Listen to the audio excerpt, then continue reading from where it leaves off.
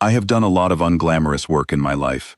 14 years auditing freight manifests on deep transit carriers will do that to a person. You learn to move quietly through corridors full of people who outrank you. You learn to read rooms, weigh risks, and stay out of the way of things that want to move fast. You stop flinching at loud noises, at alarms, at the particular tone a handler uses when the cargo has gotten away from him. That tone was the one I heard at 0340 on the 6th morning of the Drellens Wakes transit run, and I was already awake. I had heard the Veth before I ever saw it. You don't see a Veth before it wants you to. That's the first thing the senior handler, Commissar Dravet, told the 12 of us in the mandatory safety briefing 2 days out of Caral Station. The Veth was a pacification asset, he said, contracted by the garrison command at our destination. He used the word asset the way men like Dravet use words like that, not to describe a thing, but to put a frame around it so nobody asked too many questions. I asked one anyway. I asked what it ate. Dravet looked at me the way people look at a malfunctioning terminal. He said the asset was secured, and that civilian personnel were not authorized to concern themselves with containment protocols. I wrote that down in my manifest notes. It seemed like the kind of thing that would matter later. It mattered at 0340. The alarm was the soft kind, 3 pulses, then silence. Not the hull breach sound, not the fire suppression sound, the containment sound. I had looked those up after the briefing, because I am the sort of person who looks things up. I put on my boots and my jacket. I did not run. The Drellens Wake has 4 gangways connecting the crew decks to the cargo bays. I was on the 2nd gangway, halfway between the mess hall and the secondary freight lock, doing what I had been doing every morning at that hour, walking the manifest route before the shift crews made it complicated.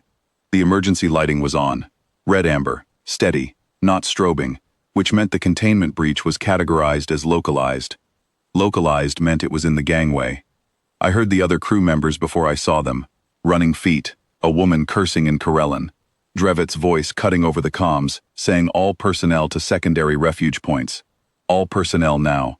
I heard the shock stave charges cycling, that metallic whine they make before the arc. I heard something else, lower, that I felt more in the sternum than in the ears. Not a growl exactly, more like the sound a very old, very patient thing makes when it has finished deciding. I turned around and faced the corridor.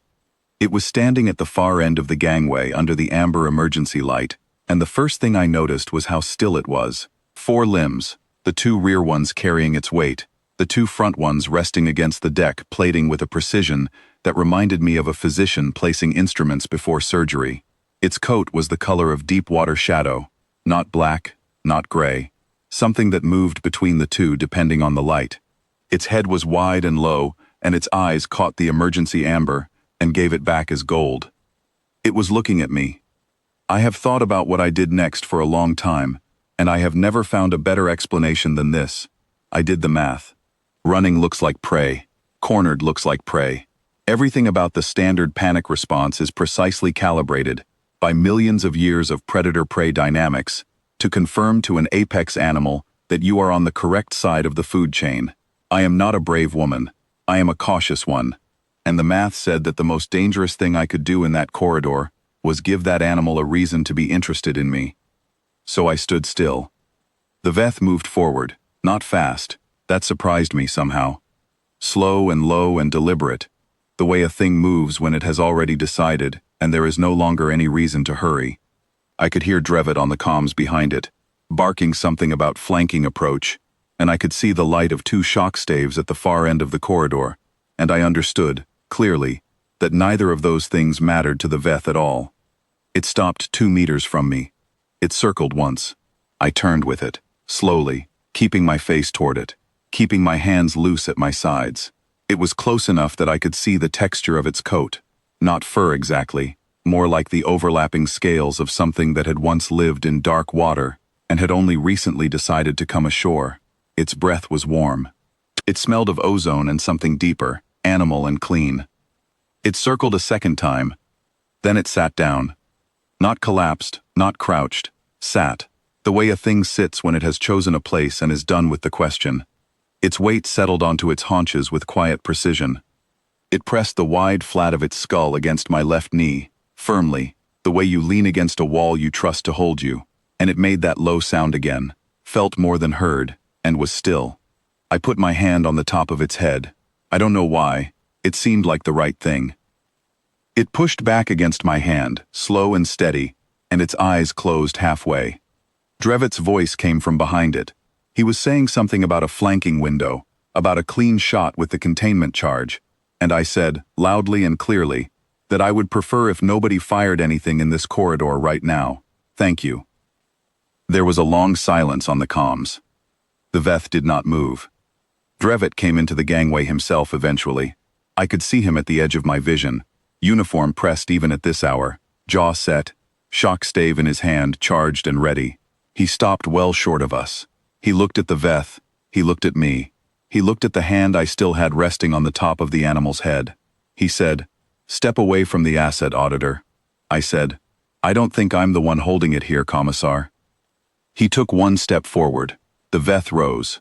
Not fast, not aggressive, just rose to its full standing height, all four limbs, and turned its head toward Drevitt. It didn't snarl. It didn't have to. It simply stood there, between him and me, and let the geometry of the situation speak for itself. Drevitt stopped. He stood there for what felt like a long time, a man who had built his career on authority over contained things, standing in a red-amber corridor at 0400, deciding whether to test a theorem. I watched him work it out. I watched the moment he arrived at the answer. He lowered the shock stave. He said, without looking at me, "Do not let it roam the crew decks." I said, "I'll do my best." The Veth did not roam the crew decks. It walked the gangways with me every morning on my manifest run. It slept across the threshold of my cabin door, not inside, not demanding entry, just there, its weight against the frame. When the junior handlers came to check the cargo bay seals, it watched them from the end of the corridor with those gold eyes, until they finished and left. Nobody came to my cabin door in the night. Nobody came to my table in the mess hall unless they were invited. A strange kind of order settled over the ship, quiet and complete. Drevitt did not look at me for the last 3 days of transit. On docking morning, 2 garrison handlers came aboard with a heavy restraint rig, the kind with a neural suppression collar and a coded lead. They were confident men. They had handled Veths before, I gathered, though perhaps not this particular one. The Veth stood up when they entered the gangway. It stood at its full height and looked at them, and then it looked at me, and then it looked back at them, and the 2 handlers looked at each other. Then they looked at Drevitt. Drevitt looked at his manifest records for a long moment. Then he made a note. I don't know what the note said. I know that 10 minutes later he handed me a transfer document, a single form, 3 lines, garrison command seal at the bottom, and said, without expression, that the asset had apparently bonded to a civilian and that the garrison could discuss asset reclamation through the proper administrative channels. He walked away before I could say anything. I think that was intentional. I walked down the gangway in the pale station light, with a Veth at my heel and a transfer document in my jacket pocket, and the docking crew made way for us without being asked, and nobody said a word, and I thought, 14 years of cargo manifests. You get good at knowing what belongs where. This one belonged here.